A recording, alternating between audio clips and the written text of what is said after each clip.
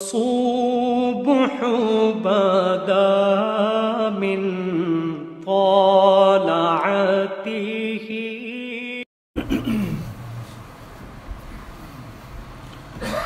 بسم اللہ الرحمن الرحیم.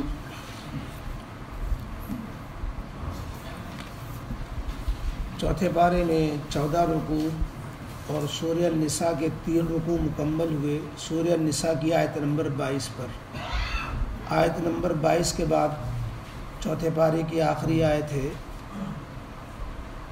حرمت علیکم امہاتکم و بناتکم. اعوذ باللہ من الشیطان الرجیم. بسم اللہ الرحمن الرحیم.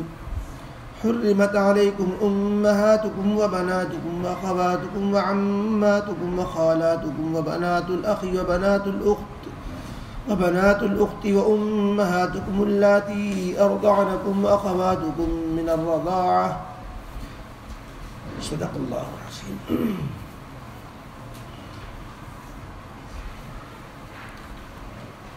اوپر کی آیتوں میں جو ذکر تھا زمانے جاہلیت میں جو خواتین کے ساتھ زیادتیاں شوہروں کی طرف سے وارثوں کی طرف سے ان کا ذکر تھا. ساتھ ہی زمانے جاہلیت میں جو نکاح کے لین سے کہ جو بے احتیاطیاں تھیں کہ سوتیلی ماں سے بھی نکاح کر لیتے باپ کے انتقال کے بعد.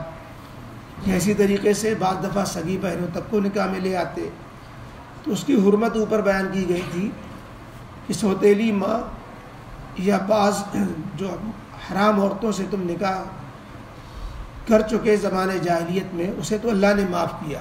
اب نکاح میں باقی مت رکھو یا آئندہ نکاح مت کرو ورنہ یہ بڑی بے حیائی کا کام ہے عقلی اعتبار سے بھی اور نافرمان اور اللہ کے نافرمانی بھی ہے اور شریعت کے اعتبار سے ایک برا طریقہ ہے. آج کی اس آیت کے اندر جب عورتوں کی حرمت کا ذکر آ گیا کہ کون سی عورتیں حرام ہیں جیسے سوتیلی ماں سے نکاح حرام ہے تو اب تفصیل بتائی جاتی ہے کہ ایک انسان کے لیے کن کن خواتین سے نکاح کرنا حرام ہے. کون کون سی عورتیں وہ ہیں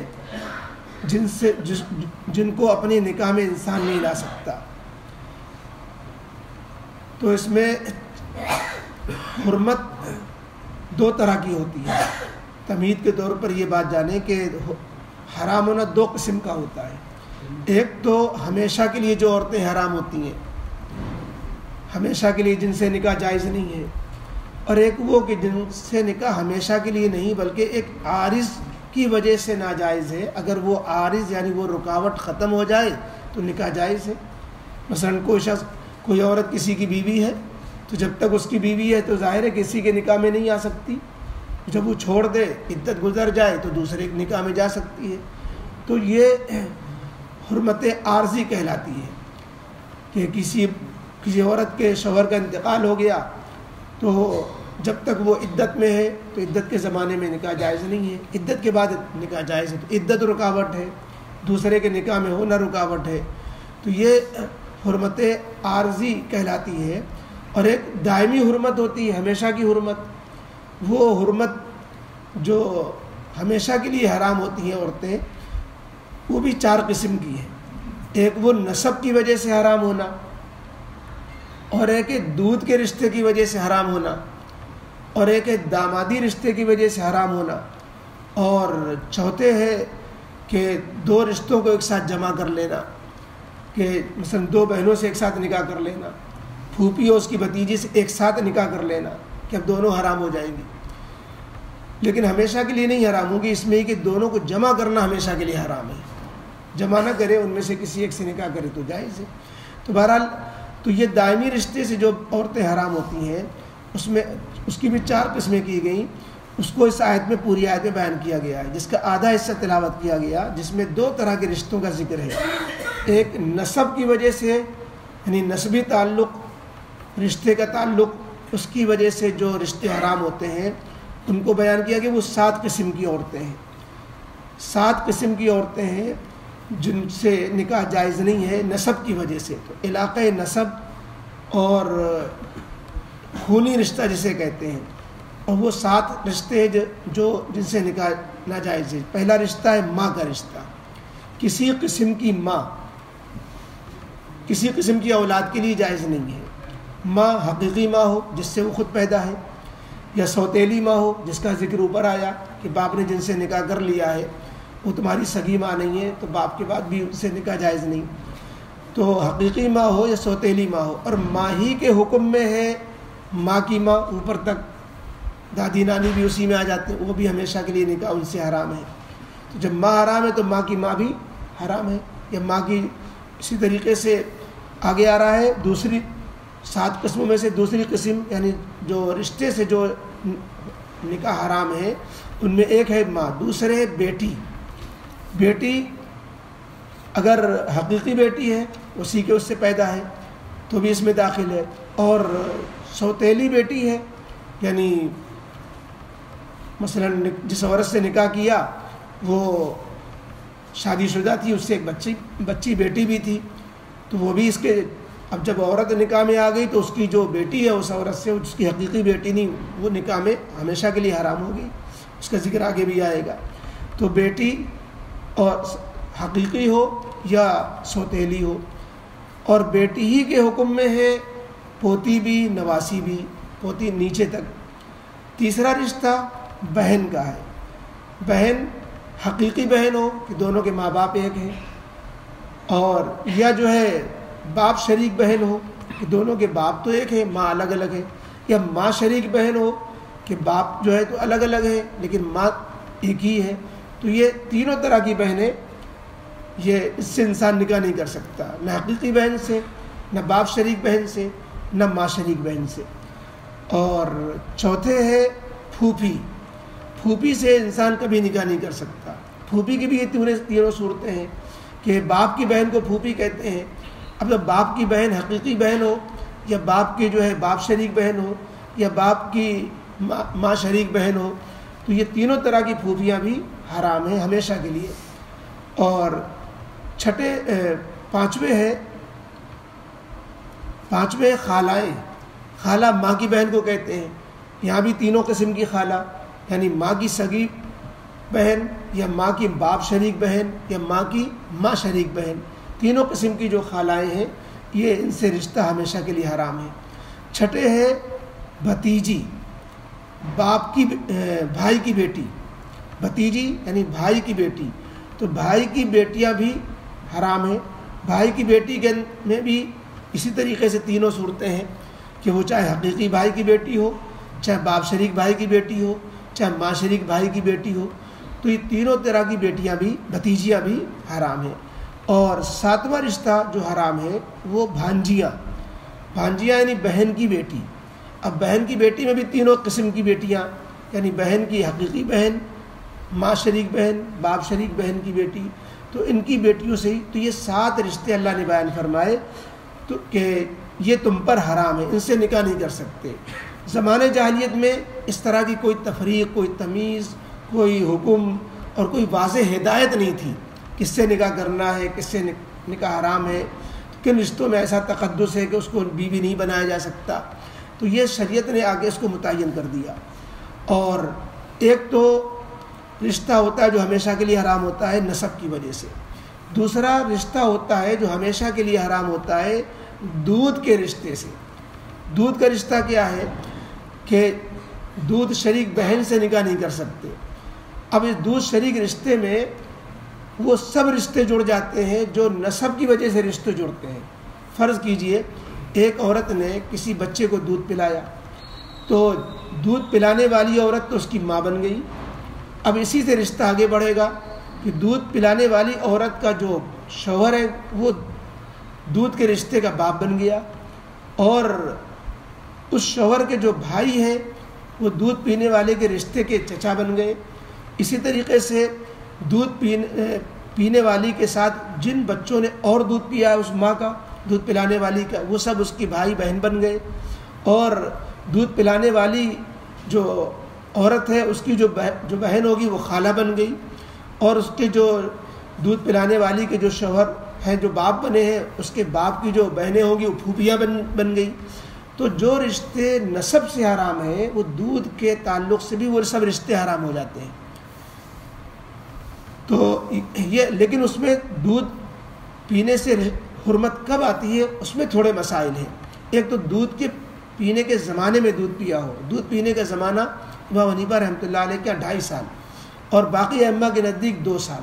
دوسرے پارے میں یہ بحث آ چکی ہے کہ 2 سال کے اندر اور دوسری شرط یہ کہ دودھ اس کی چھاتی میں اترا ہوا بھی ہو. کسی بچے کو یوں ہی فرضی لگا لیا دودھ پہ اور دودھ نہیں اترا، یا مثلا دودھ اترا ہوا تھا لیکن بچے نے دودھ پیا نہیں، صرف منہ کو لگایا لیکن بچے نے دودھ پیا نہیں. ماں کو معلوم ہے کہ اس نے دودھ نہیں پیا، لیکن اگر تھوڑا سا بھی دودھ پی لیا، 2 گھونٹ 3 گھونٹ بھی دودھ پی لیا تو رشتہ ثابت ہو جائے گا. اگرچہ امام شافعی رحمۃ اللہ علیہ کا کم از کم 5 گھونٹ 10 گھونٹ تک کہ اتنا دودھ پلا دیا ہو تو رشتہ قائم ہوگا، ورنہ رشتہ قائم نہیں ہوگا. تو دودھ پینے کے زمانے میں ہو، اور یہ دودھ پینا یہ جو ہے کسی بھی طریقے سے بچے کے پیٹ میں پہنچا ہو، یا تو فطری طریقے سے منہ کے راستے سے، اور اگر ناک کے راستے سے یا کان کے راستے سے بھی دودھ پہنچا دیا گیا اور وہ دودھ واضح طور پر پہنچا دیا گیا تو بھی رشتہ ثابت ہو جائے گا. ناک کان کو چھوڑ کر باقی اگر کسی اور طریقے سے مثلا انجیکشن کے ذریعے، ڈرپ کے ذریعے، یا جو ہے پیشاب پخانے کے مقام کے ذریعے دودھ پہنچا دیا گیا، کسی مرض کی وجہ سے بچے کا ماں کا دودھ پہنچایا گیا، یا کسی عورت کا، ماں کا دودھ تو وہ بیٹا ہی ہے، یعنی کسی اور عورت کا دودھ اس طرح پہنچایا گیا تو وہ دودھ والی ماں نہیں کہلائے گی. تو دودھ شریک ماں کے لیے کچھ مسائل ہیں. اور اسی طریقے سے دودھ شریک جو بھائی ہے اس کی اگر کوئی سگی بہن ہے وہ حرام نہیں ہوتی. مثلا جو ہے ایک عورت نے 2 بچوں کو دودھ پلایا، فرض کیجئے خالد کو حامد کو 2 کو دودھ پلا دیا. اب خالد حامد دونوں دودھ والے بھائی بن گئے، باقی کوئی اور رشتہ دونوں میں نہیں ہے. اب خالد کی ایک سگی بہن ہے، اب دودھ شریک بھائی خالد کی سگی بہن سے نکاح کر سکتا ہے کیونکہ اس سے کوئی رشتہ اس کا نہیں جڑا. اسی طریقے سے خالد اس کی بہن سے نکاح کر سکتا ہے کیونکہ اس سے یہ تو دودھ کی وجہ سے رشتہ قائم ہوگا. وہ اس میں جو دودھ پینے والے ہوں گے وہ انہی میں ہوگا، جو دودھ پینے والے کے دوسرے بھائی بہن ہوں گے ان میں جو ہے اس دوسرے دودھ پینے والے کا رشتہ نہیں بنے گا. تو یہ دودھ شریک جو رشتے ہوتے ہیں یہ بھی ہمیشہ کے لیے اس سے حرمت آ جاتی ہے. دودھ اگر جو ہے خدا نخواستہ رشتہ ہو گیا، بعد میں پتہ چلا کہ ارے ان دونوں نے تو جو ہے فلانی کا دودھ پیا تھا بچپنے میں، یہ بھی جب چھوٹا تھا یہ بھی جو چھوٹی تھی تو دونوں نے فلانی کا دودھ پیا تھا، فلانی نے اس کو جو ہے دودھ پلایا تھا. تو یہ محض افواہ اڑ جانے سے یا محض 1-2 لوگوں کے کہہ دینے سے یہ رشتہ حرام نہیں بنے گا. رشتے سے پہلے اگر ایک عورت بھی کہہ دے تو رشتہ نہیں کرنا چاہیے، اور شرعی ثبوت نہ بھی ہو تو بھی رشتہ نہیں کرنا چاہیے، شک کی والا کام نہیں کرنا چاہیے. لیکن رشتہ ہو چکنے کے بعد رشتہ ختم کرنے کے لیے شرعی گواہ چاہیے ہوگی. شرعی گواہی کیا ہے؟ 2 مرد معتبر، یا 1 مرد 2 عورتیں جو نصاب شہادت گواہی کا جو نصاب ہے وہ گواہی دیں گے، تب جا کر کے رشتہ ثابت ہوگا. اور رشتہ ثابت ہونے کی وجہ سے جو نکاح ہو چکا تھا وہ نکاح ہوا ہی نہیں. گناہ نہیں پڑے گا چونکہ معلوم نہیں تھا ان کو، لیکن وہ نکاح ختم کرنا پڑے گا. اور نکاح ختم کرنے کے بعد پھر اس کا دوسری جگہ نکاح عدت کے بعد ہو سکتا ہے. تو یہ دودھ سے متعلق موٹے موٹے مسئلے تھے، اسی لیے آدھی آیت تلاوت کی گئی کیونکہ آگے جو مسائل اور آ رہے ہیں اس میں تھوڑی اور تفصیل ہے. فرمایا حرمت علیکم امہاتکم وبناتکم واخواتکم وعماتکم وخالاتکم وبنات الاخ وبنات الاخت. اے مومنو، تم پر نکاح میں لانا، تمہارے لیے نکاح پہ لانا حرام قرار دے دیا گیا، تم پر حرام قرار دے دی گئی امہاتکم، تمہاری مائیں.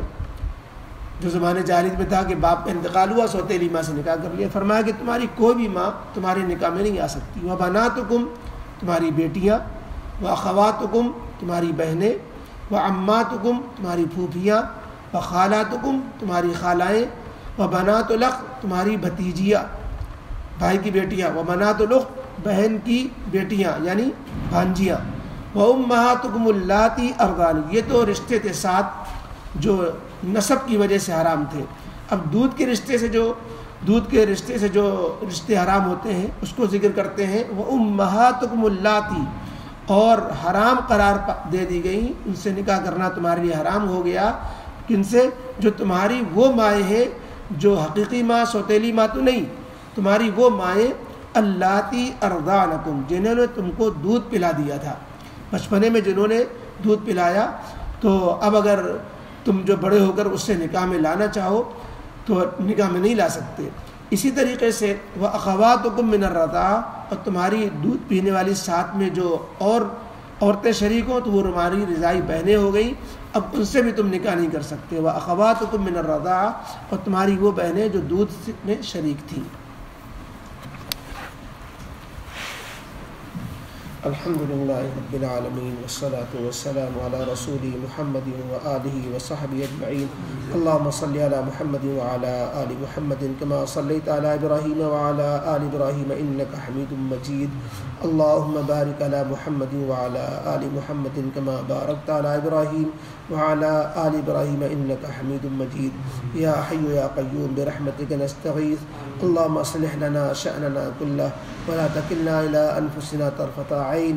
اللهم إنا نسألك الخير لكل مسلم ومسلمة، اللهم إنا نسألك العفو والعافية في الدنيا والآخرة، اللهم إنا نسألك الخير لكل مسلمة ومسلمة في كل مكان وفي كل آن، اللهم إنا نسألك الخير للمسلمين الفلسطين، اللهم اعذب الكفرة والمشركين واليهود والهنود والنصارى والمجوسيين، اللهم شتت شملهم، اللهم مزق جمعهم، اللهم دمر ديارهم، اللهم خالف بين كلمتهم، اللهم إنا نجعلك في نحورهم ونعوذ بك من شرورهم، اللهم اعز الإسلام والمسلمين، اللهم انصر الإسلام والمسلمين، اللهم انصر من نصر دين محمد صلى الله عليه وسلم، اللهم انصر للمسلمين الفلسطين، وصلى الله تعالى على خير خلقه محمد وآله وصحبه أجمعين برحمتك يا رب۔